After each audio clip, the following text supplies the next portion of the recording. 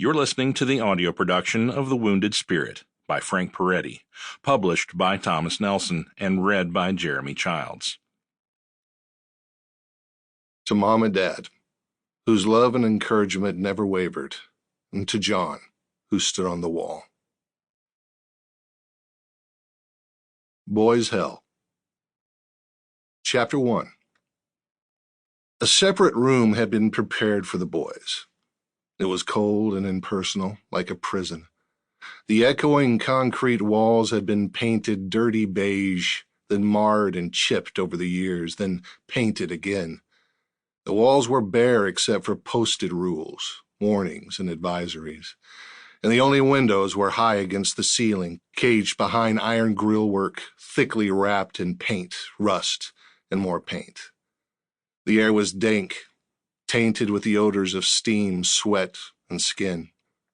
Years of rust and sediment from the dripping shower heads and armies of bare, wet feet had marbled the floor with streaks and patches of reddish brown. The authorities, clad in uniforms and carrying clipboards and whistles, marched the boys in, at least 40 of them, all roughly the same age, but many different sizes, strengths, and physical maturities.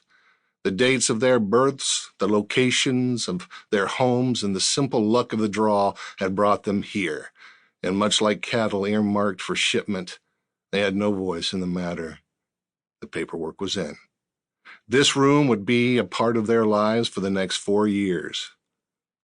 He had never been in this place, or anywhere like this place, before. He had never imagined such a place could even exist. And here, kindness meant weakness. Human warmth was a complication, and encouragement was unmanly. And here harshness was the guiding virtue.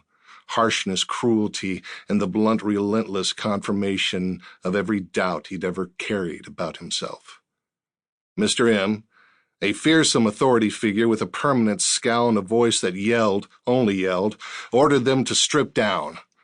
His assistants, clones of his cruelty, repeated the order, striding up and down the narrow aisles between the lockers. The boy hesitated, looking furtively about. He'd never been naked in front of strangers before, but even worse, he'd never been naked in front of enemies.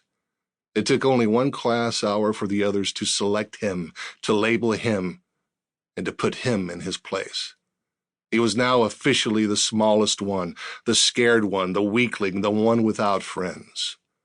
That made him fair game. And now he would be naked in front of them, naked, his stomach wrung, his hands trembling. Sample complete. Ready to continue?